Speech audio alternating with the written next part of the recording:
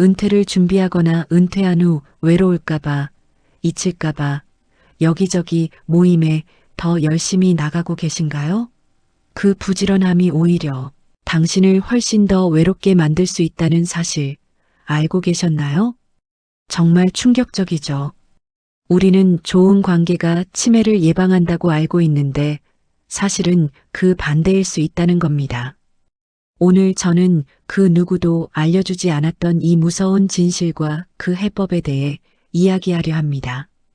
이 비밀의 열쇠를 쥔 인물은 바로 20세기 가장 위대한 지도자 윈스턴 처칠입니다. 오늘 영상 끝까지 보시면 왜 우리가 그토록 애쓰던 인간관계가 오히려 독이 되었는지, 그리고 처칠이 90세까지 좋은 관계를 유지하며 인생의 마지막을 풍요롭게 보낼 수 있었던 관계 가지치기의 비밀을 속 시원하게 알게 되실 겁니다. 평생 사장님, 부장님, 사모님 소리 들으며 앞만 보고 달려왔는데 어느 날 아침 눈을 떠보니 휴대폰은 울리지 않고 달력은 텅 비어 있을 때 그 서늘한 공허함 저도 느껴봤습니다. 젊을 땐 그렇게 북적이던 주변이 썰물처럼 빠져나가는 걸 보면서 마음 한구석이 무너져 내리는 기분이었죠. 그래서 더 사람을 찾아다녔습니다. 하지만 그러면 그럴수록 속은 더 텅 비어가는 느낌. 혹시 여러분도 지금 그러신가요?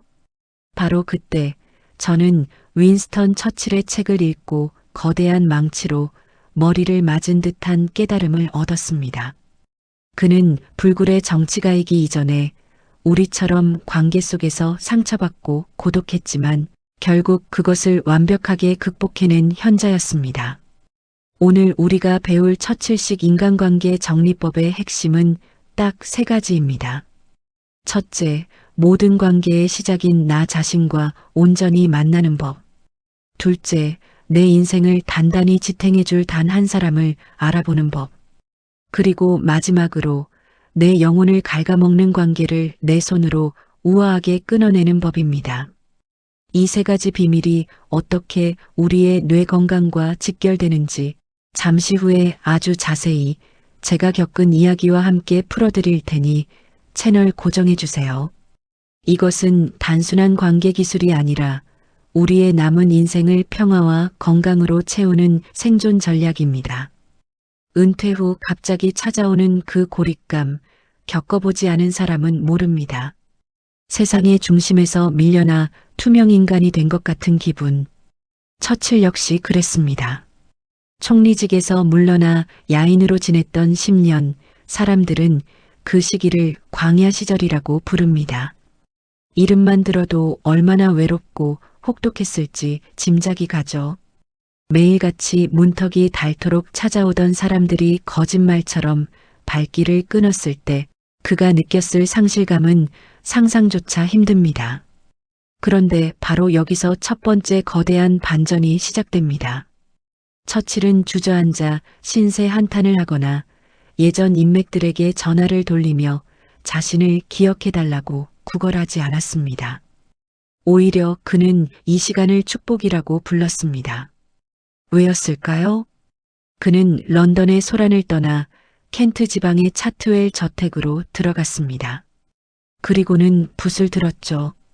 사각사각 캔버스 위를 스치는 붓소리만이 그의 시간을 채웠습니다. 그림을 그리는 동안 그는 누구의 평가도 인정도 필요 없었습니다. 오로지 자신과 색채, 그리고 캔버스만이 존재했죠. 바로 이겁니다. 인간관계 정리의 첫걸음은 다른 사람에게 향해 있던 시선을 걷어들여 나 자신에게 돌려주는 것입니다. 우리는 평생 타인의 기대를 먹고 살아왔습니다. 좋은 엄마, 유능한 직원, 의리 있는 친구하지만 이제 그 역할극에서 내려올 시간입니다. 내가 진짜 뭘 할 때 행복한지, 누구의 시선도 없이 오롯이 나를 위해 몰두할 수 있는 것이 무엇인지 찾아야 합니다. 이것이 바로 건강한 홀로서기입니다. 이렇게 내 안에 단단한 중심이 서면 놀라운 일이 벌어집니다. 더 이상 사람들이 나를 어떻게 생각하는지에 흔들리지 않게 됩니다. 불필요한 모임에 억지로 나가서 에너지를 쏟지 않아도 불안하지 않습니다. 오히려 혼자 있는 시간이 기다려지고 그 고요함 속에서 내면이 채워지는 충만함을 느끼게 되죠.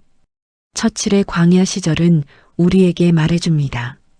고립감은 저주가 아니라 진짜 나를 만나고 진짜 관계를 가려낼 수 있는 인생 최고의 선물이라고요. 자, 그럼 이 지점에서 우리가 당장 해볼 수 있는 게 뭘까요? 거창할 필요 없습니다. 아주 작은 것부터 시작하는 겁니다. 나만의 작은 도전 시작하기. 저는 요즘 스마트폰으로 짧은 영상을 찍고 편집하는 걸 배우기 시작했습니다. 처음엔 이게 될까 싶었는데 서툴게나마 제 손으로 만든 영상 하나가 완성됐을 때 정말이지 아이처럼 기뻤습니다. 그 순간만큼은 세상의 모든 시름을 잊게 되더군요. 구독자님도 오랫동안 마음속에만 품어왔던 걸 한번 시작해 보세요. 악기 연주도 좋고 디지털 드로잉도 좋습니다. 완벽하지 않아도 괜찮아요. 그 작은 성취감이 주는 기쁨이 어떤 만남보다 더 큰 위로와 활력을 줄 겁니다. 그렇게 나 자신과 만나는 축복의 시간을 보냈다면 이제 우리는 누구와 함께 남은 인생을 채워가야 할까요? 여기서 처칠은 두 번째 놀라운 답을 보여줍니다. 수백 개의 얕은 관계가 아니라 인생의 폭풍우 속에서 끝까지 곁을 지켜줄 단 하나의 핵심 관계에 모든 것을 걸어야 한다는 겁니다. 처칠에게는 그 존재가 바로 아내 클레멘타인이었습니다. 우리가 아는 처칠은 고집불통의 독불장군이었죠. 정치판에서 적도 참 많았습니다. 그런 그가 가장 외롭고 힘들 때 유일하게 기댈 수 있었던 사람이 바로 클레멘타인이었습니다. 그녀는 무조건 남편을 편드는 사람이 아니었습니다. 오히려 가장 날카로운 비판자였죠. 한 번은 처칠이 독단적으로 일을 처리하다 큰 비난에 휩싸이자 클레멘타인은 이런 편지를 보냈습니다. 당신 곁의 사람들이 당신을 너무 두려워해서 진실을 말하지 못하는 것 같아 가슴이 아파요. 제발 다른 사람의 말에 조금만 더 귀를 기울여 주세요. 얼마나 뼈아픈 충고입니까? 하지만 처칠은 그 편지를 찢어버리지 않고 깊이 새겨들었습니다. 그 쓴소리 안에 담긴 남편에 대한 깊은 사랑과 신뢰를 알았기 때문입니다. 바로 이것이 핵심 관계의 본질입니다. 무조건 내가 맞아라고 말해주는 사람이 아니라 내가 잘못된 길로 갈 때 진심으로 안타까워하며 쓴소리를 해줄 수 있는 사람. 지금 잠시 눈을 감고 한번 떠올려 보세요. 내가 가진 모든 것을 잃고 초라해져도 조건 없이 내 곁을 지켜줄 사람이 있나요? 내가 정말 죽을 만큼 힘든 상황에 처했을 때 새벽 일시라도 망설임 없이 전화할 수 있는 사람이 단 한 명이라도 있나요? 만약 그런 사람이 단 한 명이라도 있다면 당신은 이미 세상 가장 큰 부자입니다. 은퇴 후에는 명함 들고 다니며 맺었던 수많은 인맥보다 바로 그 한 사람과의 관계를 깊게 만드는데 시간과 에너지를 써야 합니다. 이것이 바로 쓸데없는 감정 소모를 줄이고 우리의 뇌를 스트레스로부터 보호하는 가장 확실한 방법입니다. 비단 부부 관계만이 아닙니다. 수십 년 지기 친구일 수도 있고 때로는 다 큰 자식이 그런 존재가 되어주기도 합니다. 숫자는 전혀 중요하지 않습니다. 내 가장 약한 모습을 보여줘도 괜찮은 사람. 그들과의 깊은 유대감이야말로 인생 이막을 지탱하는 가장 튼튼한 기둥입니다. 그렇다면 이 소중한 관계를 어떻게 더 단단하게 만들 수 있을까요? 거창한 이벤트가 필요한 게 아닙니다. 추억 동행 프로젝트 시작하기. 저는 얼마 전 남편과 함께 30년 된 앨범을 꺼내봤습니다. 촌스러운 사진들을 보며 웃고 떠드는데 잊고 있던 옛 감정들이 되살아나면서 가슴이 뭉클해지더군요. 그렇게 한참을 이야기 나누고 나니 우리 사이가 훨씬 더 애틋해진 기분이었습니다. 구독자님도 소중한 사람과 함께 오래된 사진첩을 보거나 이번 주말엔 예전에 갔던 그 숲길 한번 다시 걸어볼까? 처럼 작은 추억 여행을 떠나보세요. 함께 웃고 이야기하며 새로운 추억을 쌓는 것, 그것보다 더 좋은 관계의 영양제는 없을 겁니다. 자, 이제 마지막, 어쩌면 가장 중요하고 가장 어려운 단계입니다. 바로 가지치기입니다. 아무리 좋은 씨앗을 심고 소중한 나무에 물을 줘도 주변의 잡초를 뽑아주지 않으면 결코 풍성한 열매를 맺을 수 없습니다. 우리의 관계도 똑같습니다. 죽은 가지, 병든 가지를 잘라내야만 남아있는 건강한 가지로 영양분이 집중될 수 있습니다. 총리 시절 처칠의 주변은 늘 사람들로 들끓었습니다. 하지만 그가 권력의 자리에서 내려오자 수많은 이들이 차갑게 등을 돌렸죠. 처칠은 이 뼈아픈 경험을 통해 내 성공에만 빌붙는 목적의 관계와 내 영혼을 응원하는 마음의 관계를 구분하는 지혜를 얻었습니다. 은퇴 후 우리에게도 이 과감한 관계의 가지치기가 반드시 필요합니다. 특히 다음 세 가지 유형의 관계는 우리의 정신 건강과 뇌 건강을 위해 이제는 놓아주어야 합니다. 첫 번째, 만나고 돌아오는 길에 즐거웠던 기억보다 피곤함이 몰려오는 관계입니다. 만날 때마다 자기 신세 한탄만 늘어놓거나 남을 험담하며 부정적인 기운을 뿜어내는 사람들.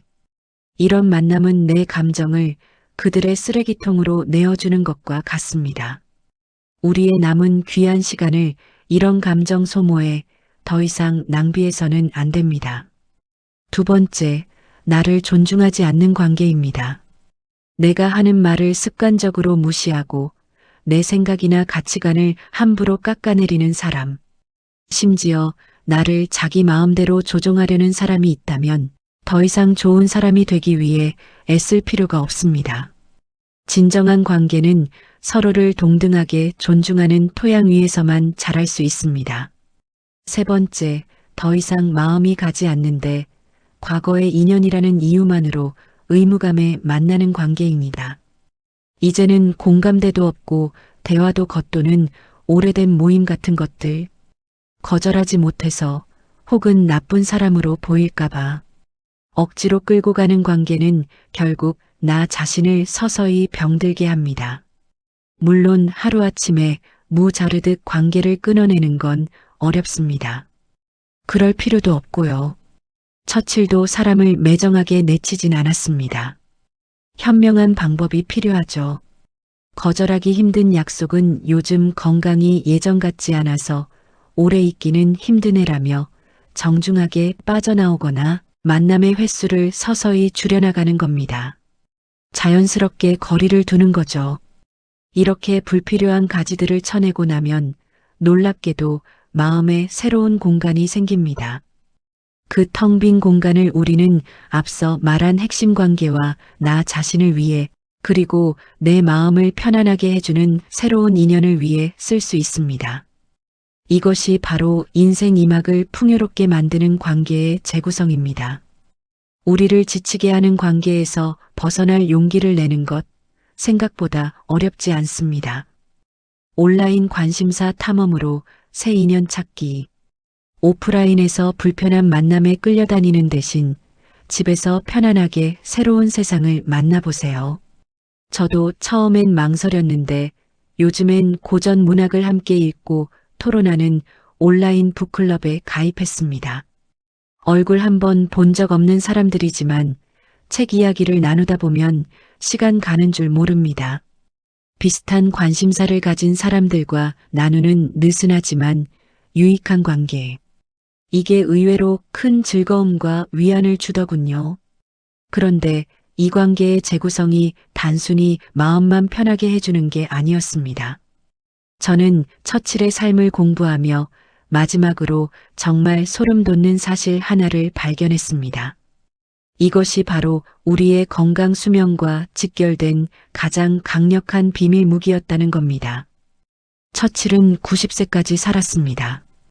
2차 세계대전이라는 극심한 스트레스 속에서도 그가 건강한 노년을 보낼 수 있었던 비결, 많은 뇌과학자들이 바로 그의 관계 맺는 방식에서 답을 찾습니다.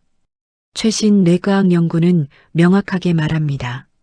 스트레스 없이 안정적이고 깊은 유대감을 나누는 사회적 관계는 우리의 뇌에 최고의 영양분을 공급한다고 말입니다. 반대로 갈등이 잦고 나를 지치게 만드는 스트레스 가득한 관계는 뇌의 노화를 촉진하고 치매 위험까지 높이는 독약과 같습니다.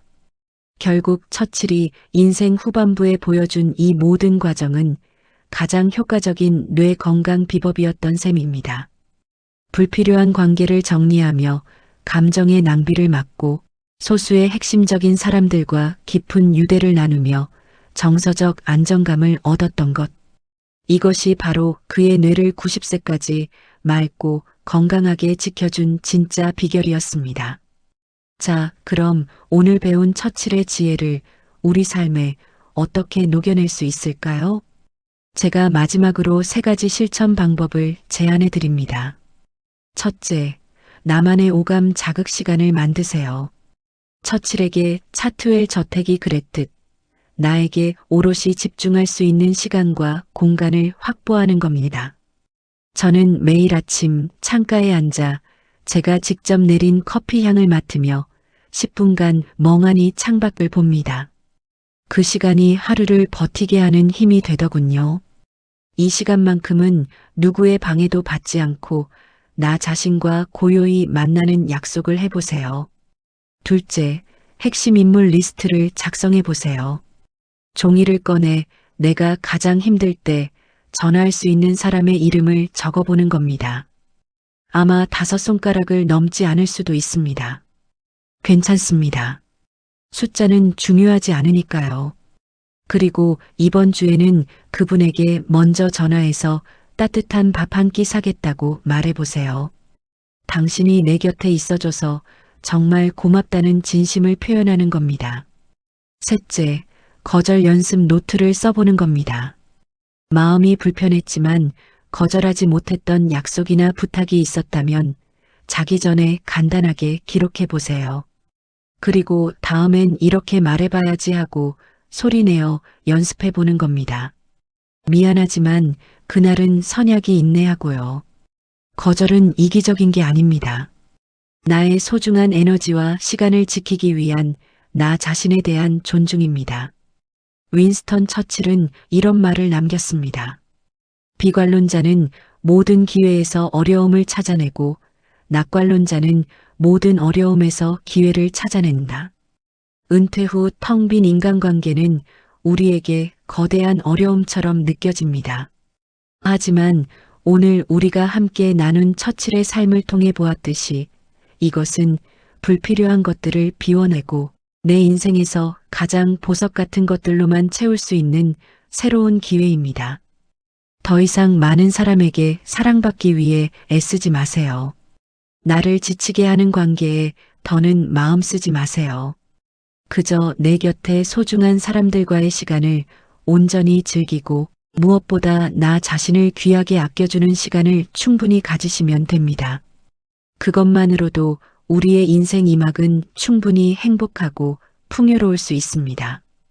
오늘 이야기가 당신의 마음에 작은 위로와 용기가 되었기를 바랍니다.